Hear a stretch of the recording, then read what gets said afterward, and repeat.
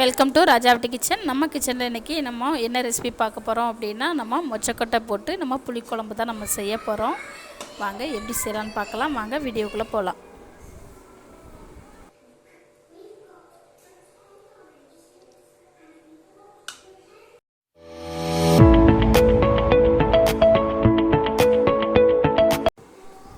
நம்ம மொச்சக்கொட்டை குக்கரில் தான் வேக வைக்க போகிறோம்.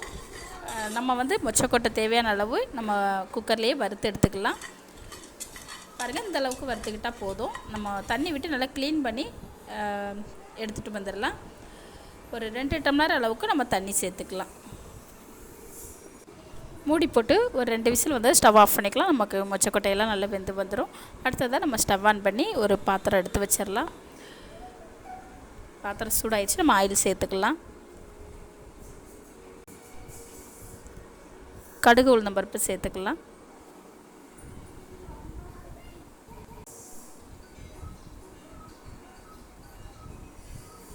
கால் டீஸ்பூன் அளவுக்கு வெந்தயம், கால் டீஸ்பூன் அளவுக்கு சீரகம் சேர்த்துக்கலாம். 5-6 பல் பூண்டு தோல் நீக்கிட்டு நான் எடுத்து வச்சுருக்கிறேன். நம்ம ஒன்றா சேர்த்துக்கலாம். ஒரு பெரிய வெங்காயம் தோல் நீக்கிட்டு கட் பண்ணி எடுத்து வச்சுருக்கிறேன். அதையுமே நம்ம ஒன்றா சேர்த்துட்டு நல்லா கலந்து விட்டுடலாம். 1/2 டீஸ்பூன் அளவுக்கு நம்ம உப்பு சேர்த்து கலந்து விட்டுடலாம். நம்ம பெரிய வெங்காயம் தான் சேர்க்குறோன்னு இல்லை, சின்ன வெங்காயம் கூட நம்ம சேர்த்துக்கலாம். காலையிலே சின்ன வெங்காயம் தோல் நீக்கிட்டு கட் பண்ணுறதுக்கு டைம் ஆயிரும்னு நான் பெரிய வெங்காயம் கட் பண்ணிக்கிட்டேன். நீங்கள் சின்ன வெங்காயம் கூட கட் பண்ணி சேர்த்துக்கோங்க. அடுத்ததாக நம்ம மசாலா பொடி சேர்த்துக்கலாம். 1 டேபிள் ஸ்பூன் அளவுக்கு வரமிளகாத்தூள் சேர்த்துக்கலாம். உங்களுக்கு எந்த அளவுக்கு காரம் வேணுங்கிறத பொறுத்து நீங்கள் சேர்த்துக்கோங்க. ஒரு சின்ன டீஸ்பூன் அளவுக்கு 2 டீஸ்பூன் அளவு நம்ம மஞ்சள் தூள் சேர்த்துக்கலாம். சேர்த்துட்டு நல்லா கலந்து விட்டுடலாம். அடுத்ததாக ஒரு 3 டேபிள் ஸ்பூன் அளவுக்கு நம்ம மல்லித்தூள் சேர்த்துக்கலாம். உங்களுக்கு குழம்பு எந்த அளவுக்கு திக்காக வேணுங்கிறத பொறுத்து நீங்கள் சேர்த்துக்கோங்க. நான் கொஞ்சம் தண்ணி விட்டு குழம்பு கொஞ்சம் லூஸாக தான் வைக்கிறேன். அதனால் 3 டேபிள் ஸ்பூன் தான் சேர்த்துருக்குறேன். நல்லா மசாலா பொடியோட பச்சை வாசனை எல்லாம் போகிற வரைக்கும் நல்லா கலந்து விட்டுடலாம். மசாலா பொடியோட பச்சை வாசனை எல்லாம் போயிடுச்சு. ஒரு பெரிய சைஸ் தக்காளி கட் பண்ணி எடுத்து வச்சுருக்கிறேன். நம்ம ஒன்றா சேர்த்துக்கலாம்.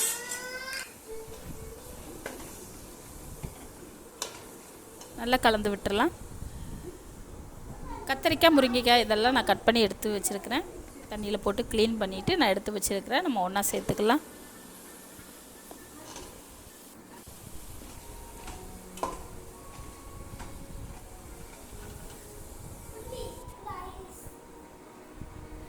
நமக்கு மொச்சக்கொட்டை 2 விசில் நல்லா வெந்து வந்துருச்சு. இந்த டைமில் நம்ம தண்ணியோடையே நம்ம சேர்த்துக்கலாம்.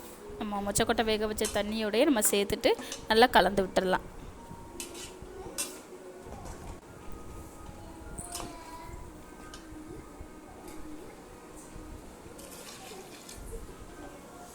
புளி ஒரு லெமன் சைஸ் அளவுக்கு நான் தண்ணியில் போட்டு ஊற வச்சுருக்கிறேன். கரைச்சிட்டு நம்ம அந்த டைமில் தண்ணி சேர்த்துக்கலாம்.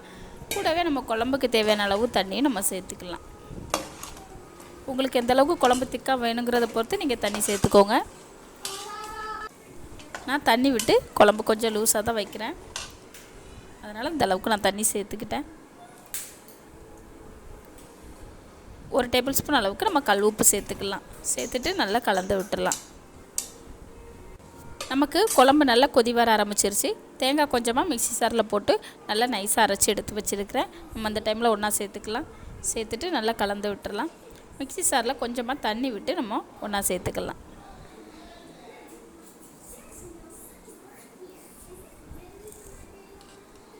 நல்லா ஒரு வாட்டி கலந்து விட்டுடலாம். அவ்வளோதாங்க, குழம்பு நமக்கு நல்லா திக்காக எண்ணெய் பிரிஞ்சு வந்ததும் நம்ம ஸ்டவ் ஆஃப் பண்ணிக்கலாம். பாருங்கள், நல்லா கொதி வர ஆரம்பிச்சிருச்சு. குழம்பு கொஞ்சம் திக்காக வந்துருச்சு. இந்த டைமில் கொஞ்சமாக மல்லியில் சேர்த்துக்கலாம். சேர்த்துட்டு நல்லா ஒரு வாட்டி கலந்து விட்டுடலாம். அவ்வளோதாங்க, இந்த டைமில் நம்ம ஸ்டவ் ஆஃப் பண்ணிக்கலாம். அவ்வளோதாங்க, சூப்பரான டேஸ்டியான நமக்கு மொச்சக்கொட்டை போட்டு புளிக்குழம்பு சூப்பராக ரெடி ஆயிடுச்சு. இந்த ரெசிபி உங்களுக்கு பிடிச்சிருந்துச்சின்னா நம்ம ராஜாவட்டி கிச்சன் சேனலை சப்ஸ்கிரைப் பண்ணுங்கள், லைக் பண்ணுங்கள், பெல் பட்டனை ப்ரெஸ் பண்ணுங்கள். அப்போ தான் நான் போடுற வீடியோ ஒன்றுக்குன்னா உங்களுக்கு சேரும். அவ்வளோதாங்க, சூப்பரான டேஸ்டியான நமக்கு மொச்சக்கொட்டை புளிக்குழம்பு சூப்பராக நமக்கு ரெடி ஆயிடுச்சு. நீங்களும் இது போல் ட்ரை பண்ணி பார்த்துட்டு எனக்கு கமெண்டில் சொல்லுங்கள். நன்றி, வணக்கம்.